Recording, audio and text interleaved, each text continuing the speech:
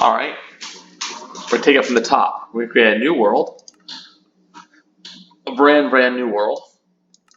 And it's gonna be a survival world. It'll be open to anyone that has bedrock. So, family bedrock world. What we're gonna do is we're going to do some cheats.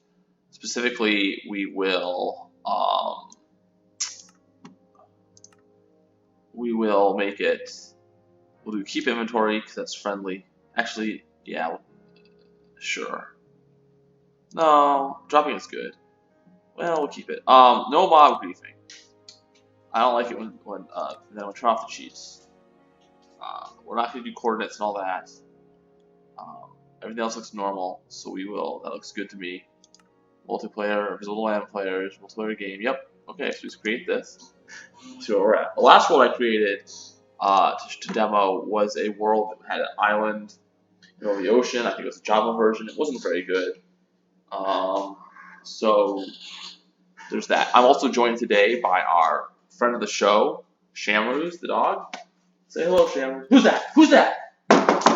Who's that? Go get him. Alright, so now we spawn.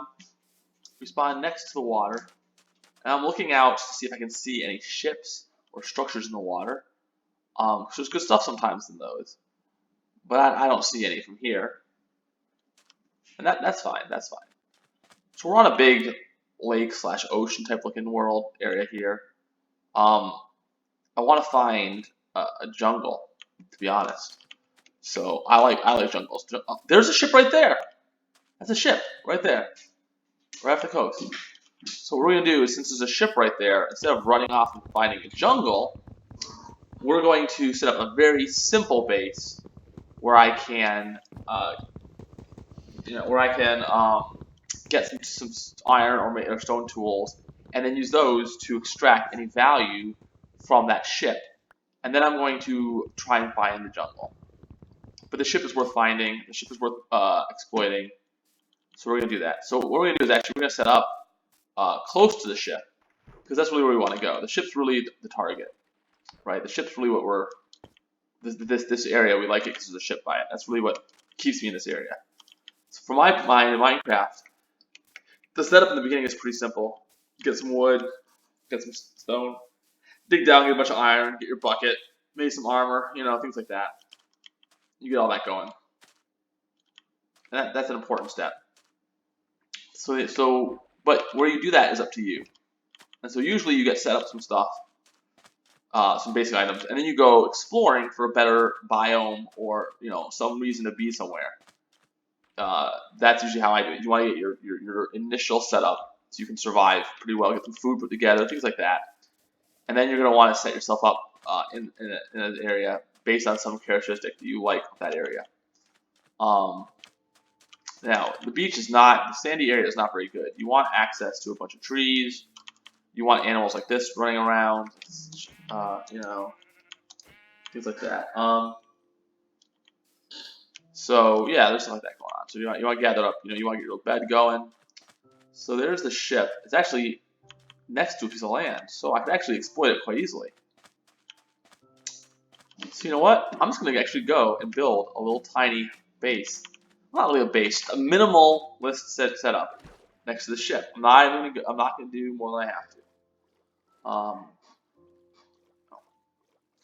Why not, right? And as you see on the surface here, if you go down below, you can see things. There's a nice trench here. There's some iron in that trench. But the problem is, it's very hard to extract anything under the water. You need aqua affinity items and things like that. You mine very slowly under the water, so it's really hard to, until you have whatever it's called, the thing that you use to generate the heart of the sea and all that. Before you have one of those little beacony type equivalents for the sea setup, where you can underwater breathe and work quickly, underwater becomes very undesirable, just because of the nature of all the difficulties. You have to keep going up and down, up and down. It's just not really that worth my time. If anything, I'd rather if you go into the water like that, what I would end up doing is building blocks to empty the water out. So I can go to the bottom. I see something I want. I build a little cover over it, get the water out with buckets or whatnot, and then I just do my work there. under a little, sea lab type of deal, a little tiny underwater setup. Not in the water, but under the water. If you do it in the water, it'd be much easier, but you can't. So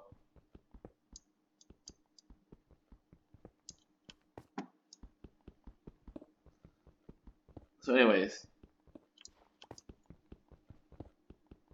so all I'm doing now is getting my basic setup for more stone, because we're gonna want to get a furnace going to cook food in and to make charcoals we can use, things like that. It's gonna take 8 stone to make a furnace, which we use to cook our meat and do our do charcoals. But right now we've blown through to the water, so we're just gonna go back out. We're not keep going into the water. We're just gonna go here and grab some more. So 8 gets you a furnace, which is nice. And then after the furnace, you're gonna want enough stuff to build pickaxe, a hoe, shovel. So the pickaxe and a shovel, that only takes 3, and the axe takes 3, and the pickaxe takes 3. So you're looking at whatever. I think we have enough. 3, 3, 6, 9 plus 8, 17 is what you need for a very basic setup. So what we're gonna do is we're gonna build an axe, because I want to chop up this little thing. Actually, I'm also gonna build I'll make a pickaxe. Why not? You always want a stone pickaxe. It's so useful. Do I want a shovel? I mean, why not? Let's get all of our kit together. All right, so now we have all our kit. So what we're looking for is we're trying to find. Oh, here's this thing here.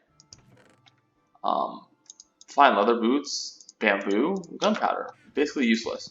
I'm actually gonna smash this chest because I want it. I also don't want to get confused and do it twice. So there's some things here. I don't really need any of these. So this is a big bust. So paper. Oh, a treasure map. That's good. That's something to do. Let's do the treasure map now. I mean, let's not mess around. Let's just, we have no roots. Let's look at the map. So the treasure map tells us that it's up over here on the coastline, which coincidentally is where we're headed because we're done. We're also going to take this chest away. We need to store stuff. So we've done our due diligence in here. I think we're done. I'm gonna build a boat because I would rather sailing across the coastline is very fast. So what we're gonna do is we're gonna take enough for boats. I think a boat requires a shovel, a wooden shovel maybe. I think shovels are part of the boat for this edition. So I'm pretty sure boats in this version. Yep, boats for this version, which is the bedrock. In the Java edition, you don't need a shovel, or a shovel acts as an oar in this situation. So now we're looking at our little map. We're just going to keep on. We're just going to go along this coastline. While I'm doing that, I'm just going. There's some drowned. But we're not ready for that. We don't have a sword yet. Oh, a sword! I want to build a sword. That's an important item. This map is not really useful for anything other than finding the. But actually, it is useful. You can use this map to find some treasure. You can also use this map if you build a base near the X, or actually, or anywhere on the map. You can use the map as like a way to find your way home. When you're off the map, you'll know which way to go back to your house. So since we're not going to use coordinates, we're not going to cheat that way. The map can actually be used as a way to find where I'm from. So I build a base here on the map. I can always find it because the map will always have me on the north, south, east, west side of it. If I'm off the map, my little head will appear off the map, and I'll know that I need to go, which direction I need to go to get back to my base if I get far away. The problem is there's no reason to build a base here, except I have a map. So that's not usually the best reason. So we want to get on top of this X as best we can. In the background here, the clothes washing machine. So I think we are now probably almost on top of it. I think right here. I think right here we're fine. I think this is it right here. This is my theory. It's somewhere around here. It's my guess. There should be there's the chest. I was very, very close. I thought it was one of these 4 blocks. It was 1 block over. You can't open a chest unless you get into it. So this is the heart of the sea, which is the crucial component. Water breathing potions are very useful. Sorry, back to what I was saying. It's a very useful component. You need that, and you need nautilus shells. The problem with nautilus shells are you get them from the ground, and they're a random drop. You might find them something in a chest once in a while, but they're not that common. What they do is the heart of the sea lets you build. Oh, a cave. Lets you build some very nice stuff. Now this cave is very dark. I'm trying to use my best to see. I'm gonna use my pickaxe to kill this guy. I shouldn't waste pickaxe hits, but it's a stone one. I don't have a sword, so I'm just gonna use what I got. I'm a bit beat up now. So I'm down here in this cave. I just want to find iron. And there is some iron right there. So, the heart of the sea lets you build, I forgot what it's called, but you basically build a structure that gives you, when you're within range of it, gives you fast movability, lets you breathe underwater, and you can see underwater like it gives you bright underwater sight, which is very good. So now there's a creeper over there. I don't want him to get me, but I also want this iron to sit right here. So I got all the iron I wanted from that. There's more iron above that creeper. So I'm going to go try and kill that creeper. I don't need this map on my heads up now. I do want the iron, though. I mean, the leather boots have thorns on them. These leather boots are useless to me. I don't really care about them. So I'm going to try and use them up. So this guy's going to try and kill me. Oh, he's stuck on water. So I can avoid getting stuck on water as well. I can smash him around. Oh, he just blew up. Don't mind. So it's a little dark here, but I'm going to pick up some iron.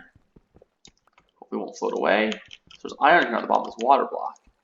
I was trying to get about 30-something iron. That's my big goal. A full set of armor, I think, is 25 iron. It's 8 for the chest plate, 7 for the pants. That puts you at 15. And then if you want the helmet, it's 4, and the boots are... Helmet's 5, boots are 4, so that's 9 more. So it's 9, 8, 7. If you add that all together, right, 9, 8, 7, you get 24. But if you want a sword and a pickaxe, that's 5 more, that's 29. And a bucket is 32. So, you know, it's somewhere in the 30s you want. 32 probably is the least you want to get. And that gets you basically, you know, clad in iron. Gets you your iron gear, gets you iron tools. It puts you in good shape. You only need an iron axe. I mean, it's nice to have an iron axe, but usually when I'm harvesting wood, I'm not that much of a rush. It's not like it's a big deal to use a stone axe. But at some point, you have so much iron, you just don't care. But until you get there, I just use stone tools for that.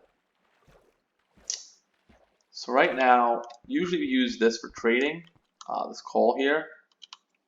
But we haven't made any charcoal yet. So what I'm going to do is I'm going to convert that into torches, because we're just getting started, and I haven't really done my big logging, you know, tree setup yet.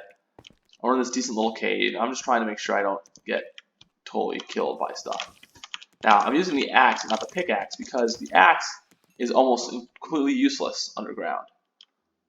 There's not really anything that the axe is good for, sort of hitting creatures and, you know, killing mobs. Pickaxe, you know, you can mine with that. So wearing it out, smashing monsters, because if you use the wrong item, if you use a pickaxe to do, you know, dig dirt or to hit mobs, it wears out faster. Using the wrong tool wears it out faster. So I'm trying to not wear out my pickaxe. I have enough wood though to create another crafting table. I don't think I have enough wood though to make another tool. Maybe let me look. I have enough wood to make a crafting table down here. But I don't have enough wood to make more planks, so I'm short on wood.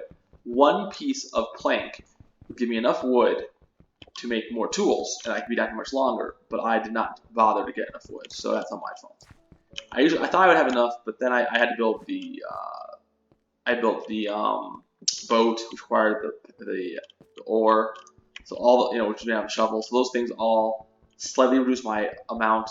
I also made the stone shovel, which I didn't really need to make. I could have hand dug it, but I thought, you know, I'm gonna go treasure hunting. I might as well, you know, do it proper and get a treasure hunting shovel, because it's just fun.